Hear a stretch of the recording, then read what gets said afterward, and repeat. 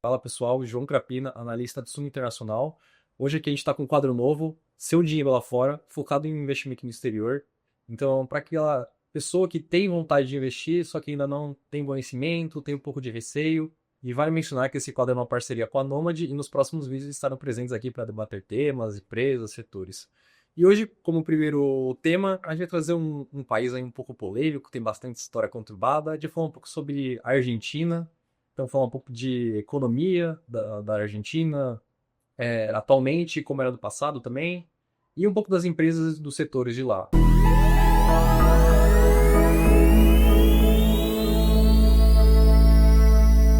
Para falar um pouco sobre a Argentina, eu tô aqui com o Gustavo Suni, como precisa ser do Sul. Isso. Fala, João, tudo bem? Fala, pessoal. Bom estar aqui com vocês. Esse quadro é muito importante aí, principalmente no Brasil. Se você ficar só com sua carteira aqui, há muita volatilidade que você pode aproveitar muito mais às vezes no exterior, porque só quer ficar aqui com ativos brasileiros. Bom, então, falar um pouco de Argentina, se a gente pega a história, sempre foi um país muito conturbado aí, sempre teve muita dificuldade aí de você crescer, né? Ser um país próspero, sempre teve muita bagunça, corrupção. Um pouco aqui do Brasil, mas lá eles têm um outro problema que nunca conseguiram tirar até hoje, que é a inflação. Então, uma palhinha aí da Argentina e o histórico, assim, um pouco, e até chegou no Milei. Como chegou nisso hoje? Como tá a situação um pouco, país? Bom, pessoal, basicamente a economia argentina vem sofrendo há muito tempo com problemas das contas públicas. Acho que esse é o principal calcanhar de aqui. Eles ainda continuam sendo muito parecido com o Brasil. Cada um tem seus problemas, mas o visto fiscal argentino sempre foi muito relevante, o que afetou muito, basicamente, a economia. Diversos governos entraram e não conseguiram arrumar, muitas vezes porque você tem pressões de grupos de interesse. O governo, nos últimos anos, vem, por exemplo, segurando preços de energia, transporte, até gás para aquecimento de piscina. Tinham casos muito famosos em que o subsídio não era direcionado à população como um todo. Então, o gás que vai na cozinha de uma pessoa era o mesmo subsídio do gás que a pessoa usava para aquecer a piscina. Era um caso famoso que se tinha lá. Então, basicamente, como o governo basicamente controlava a economia por subsídios para setores importantes, as contas públicas ali também eram muito ruins. Diversos débitos fiscais por anos, elevada dívida, isso impactava basicamente no mercado de câmbio, a economia, até a produção de alimentos e de produtos, investimentos pesados na Argentina, muitas vezes tinha um pouco atrás da orelha, eu acho, diante de uma economia extremamente rígida. E passados governos e governos, tivemos, por exemplo, no governo Macri, com o problema cambial, ele pediu a ajuda do FMI, então não é o primeiro, foram mais de 20 acordos com a FMI, houve dinheiro, não conseguiu desamarrar a questão, os controles cambiais, bem o governo novo, que foi do Fernando, qual foi o nome dele? Era o Alberto Fernandes, continuou com as mesmas políticas, veio a pandemia, então a economia argentina ela vinha sofrendo muito com problemas de câmbio, contas públicas, inflação galopante, os juros também elevados que afastam investimento, e de fato era uma rigidez que não conseguiu ser destravada.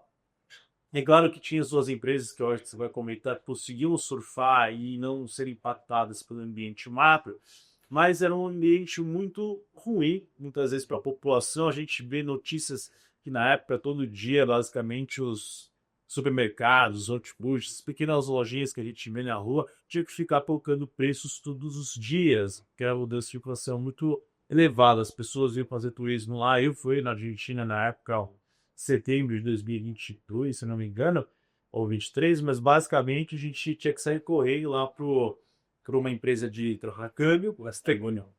Eu não queria falar o nome, né, para fazer jabares, mas basicamente a gente tinha que ir lá na fila de câmbio, tinha que ir cedo, porque podia acabar as notas. As notas. E aí, você corria, colocava tudo na mala, corria pro hotel, colocava tudo dentro do cofre e andava com o bolo de dinheiro. Que assim, a inflação era um fenômeno que impactava muito a vida das pessoas, né? Então, basicamente, era uma economia disfuncional.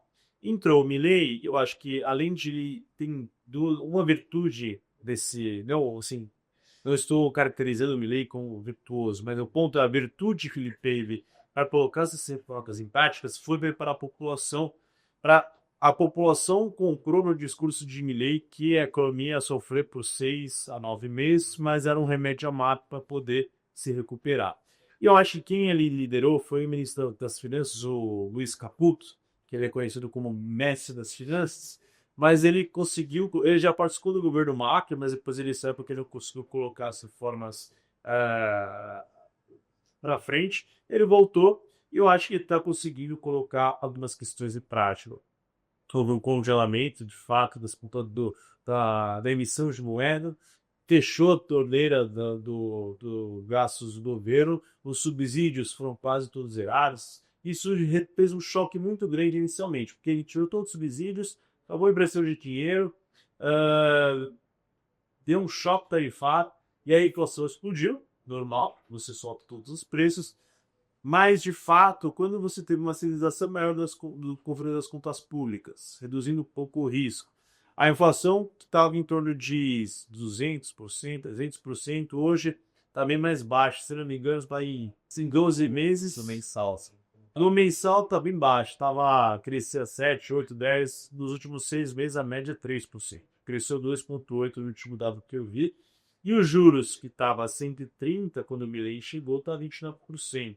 Então, de fato, a gente está vendo, primeiro, o controle das contas públicas de uma forma bastante rígida, o que desacelerou, ele puxou o freio de mão da economia, a economia entrou em recessão, mas isso deu pelo menos uma âncora fiscal imediata. A inflação, que estava mais de 100%, 300% hoje, eu acho que está em 45%, agora me foge os números, tá? Depois da produção a gente pode até colocar aqui um quadrinho confirmando os números. E o juro, e com a inflação mais baixa e trazendo mais previsibilidade, os juros está bem mais baixo. Aí isso é o ponto, né? E aí começou-se, primeiramente, no terceiro e quarto trimestre do ano passado, o PIB da Argentina voltou a crescer. Cresceu acima de 3, se não me engano, no terceiro tri, 1,4 nos últimos 3 meses do ano passado. Confiança tem voltado. As empresas, e até o caso aqui do Hortifruti, que daí o exemplo que eu digo é que os próprios comerciantes estão dizendo que tem mais previsibilidade, porque não tem que ficar ajustando o preço. E uma das últimas pernas que precisava arrumar era a parte de câmbio, onde tinha um controle cambial muito grande, porque você tinha câmbio tarjeta, câmbio para exportação, câmbio para importação, câmbio oficial e câmbio paralelo. Então você tinha uma confusão muito grande.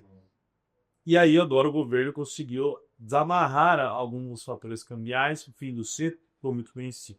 O problema é que se você desamarra isso de uma vez, e você, por exemplo, pode ter uma desvalorização muito forte, as pessoas agora que podem ter mais flexibilidade, porque se não me engano, pessoas físicas só podiam comprar $200 por mês, tinha uma restrição muito grande de compra de dólares, até remessa das empresas de dólares para o exterior tinha uma fixação, né?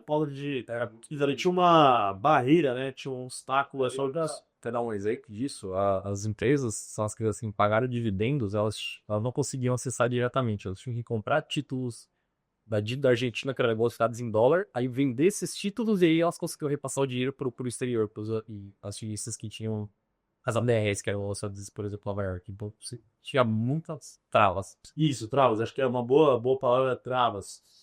E aí, qual que é o ponto? Se nessas reformas todas o governo argentino conseguisse desamarrar essas travas no mercado de câmbio, era possível que a gente tivesse uma desvalorização do dólar. Ou seja, as pessoas iam correr tudo para o dólar. E isso poderia fazer com que o dólar tivesse um patamar muito mais alto e voltar, no fundo, aquele processo inflacionário. E, logo que o problema é mais alto, tem impacto sobre custos de importação, custos de matérias-primas, custos sobre as mercadorias que chegam no supermercado. Então, o que aconteceu para evitar o possível estresse do mercado cambial, dado a oportunidade das reformas, o governo Milei fez um novo acordo com o FMI e isso conseguiu injetar dólares nas reservas argentinas.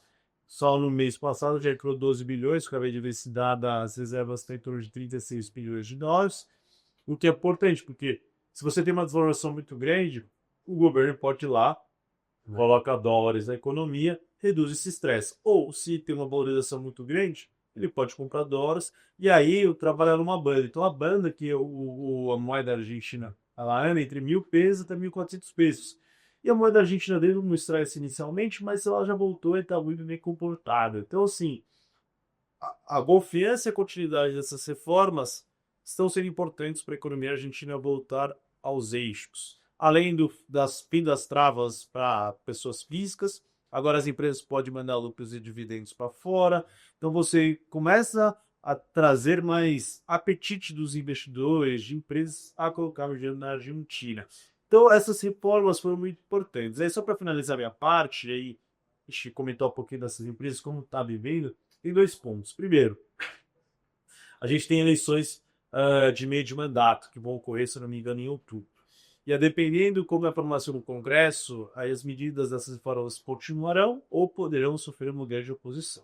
Então a temperatura de tudo que está ocorrendo na Argentina, ela vai ser um reflexo muito da popularidade, como a população está enxergando tudo que o governo Milei fez nos últimos 2 anos. Se vai aprovar, colocando mais gente na ala ideológica, a ala política dele, ou não. Então a gente vai observar como que vai se dar e os resultados dessa eleição do meio de mandato. E por fim, um ponto diferente é que as reformas da Argentina estão vindo da agenda Milei, junto com o Luiz Caputo e seu governo. O problema é que ela não está, agora, no momento, colocada na Constituição. Se entrar um governo de oposição, daqui 2 anos, que é eleições presidenciais, o que vai acontecer com essas reformas? Será que a gente vai... Se a oposição ganhar, ela vai continuar no que foi feito ou vai mudar? O acordo com o FMI, que teve o voto de confiança de tudo que está sendo feito, o que vai ocorrer com esses dólares projetados? Será que o governo vai pagar o próximo se for oposição?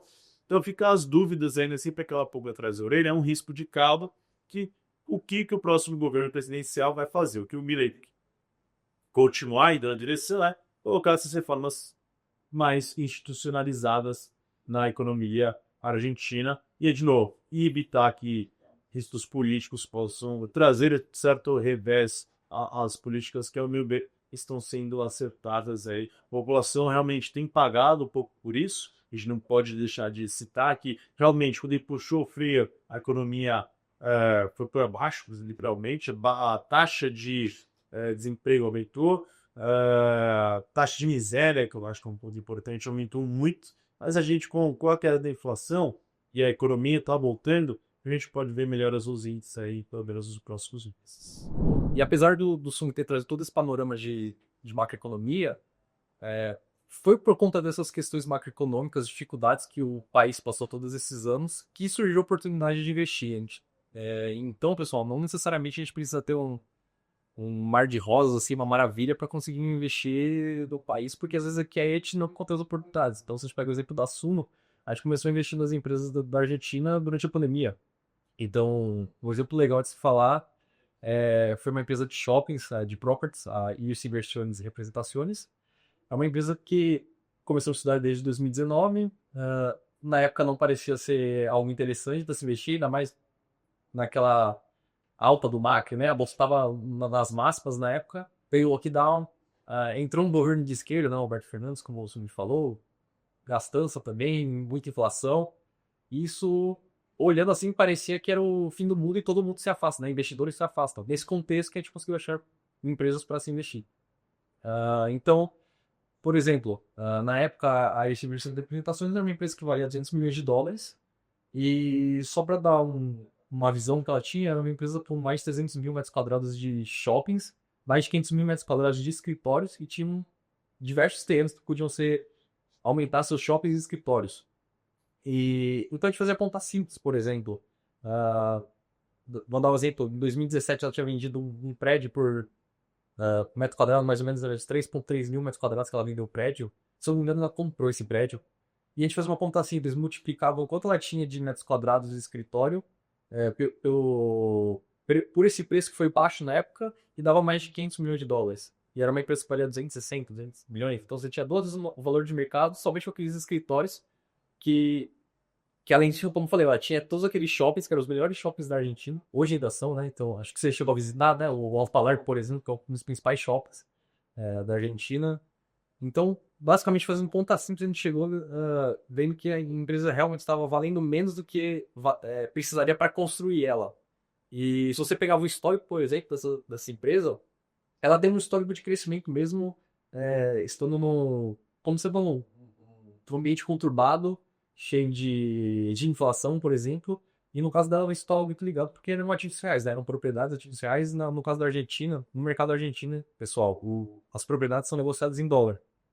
E tinha um outro ponto também, que lá você tem muita escassez de terreno, então ela tinha propriedades muito bem localizadas com escassez de terreno, então dificilmente alguém conseguia fazer um shopping do lado do shopping dela, por exemplo. Então isso gerava uma rentabilidade muito alta por metro quadrado dos shoppings que ela possuía. Então acho que foi um dos exemplos. A gente teve um exemplo também de uma empresa de geração de energia, a Central Port, por exemplo, outra também que na época estava sendo negociada a 300 bilhões de dólares, tinha mais de 4 mil gigawatts de capacidade e fazer conta simples, entendendo como faria para construir um gigawatt de capacidade ou megawatt de capacidade. E a gente via que era mais de 3 bilhões de dólares para construir toda aquela infraestrutura dela. Além disso, ela também tinha receitas dolarizadas, né? Porque, como você falou, ao longo de muitos anos o país teve muito controle, né, sobre preço de energia, tarifas de gás, por exemplo. Só que ao longo desses anos o governo foi cedendo alguns contratos, foi dando alguns incentivos para investir nesse meio de inflação e deram esses contratos de dólar. E ela tinha 60% das receitas, né, dos estados vinham desses contratos de dólar, e o que deixava ainda mais seguro essa empresa. Além de ter muita taxa, ela não tinha quase nada de dívida. Então, como falou, a gente fez conta simples, a gente olhou onde ninguém estava olhando e a gente conseguiu conseguiu investir nessas empresas, né? Como dar para os nossos clientes. E hoje, se a gente pensar hoje o Billy chegou, bolsa mais que dobrou, né? Em dólares, se a gente pega aí nos últimos 2 anos, o meio, mais ou menos. E aí as pessoas perguntam, é lá para investir? Acredito que sim, a gente tem alguns setores que ainda tem bastante potencial aí. Eu diria que hoje, principalmente petróleo e gás, que eles estão incentivando muito, né, para ajudar também na balança comercial. Bom, pessoal, esse foi o primeiro episódio do quadro Seu Dinheiro Lá Fora. Quero agradecer aqui o Sung aqui pela presença aí. Valeu, João. Valeu, pessoal. Espero que vocês vejam os próximos episódios, que tem vindo muito conteúdo bom pra vocês, hein? Então, pessoal, queria agradecer vocês para quem ficou até o final do vídeo. E dando um spoiler aí do próximo episódio, a gente vai falar um pouco sobre Big Techs, as grandes empresas de tecnologia. Vai ter um convidado especial. Alguns eu acho que já conhecem aí, que assistem o YouTube da Suno. E se você quer ficar mais ligado aí nas empresas, aprender mais com detalhes sobre as empresas da Argentina, se dá para investir, a gente está com uma promoção no Suno Internacional, tá aí no link da descrição. Até mais.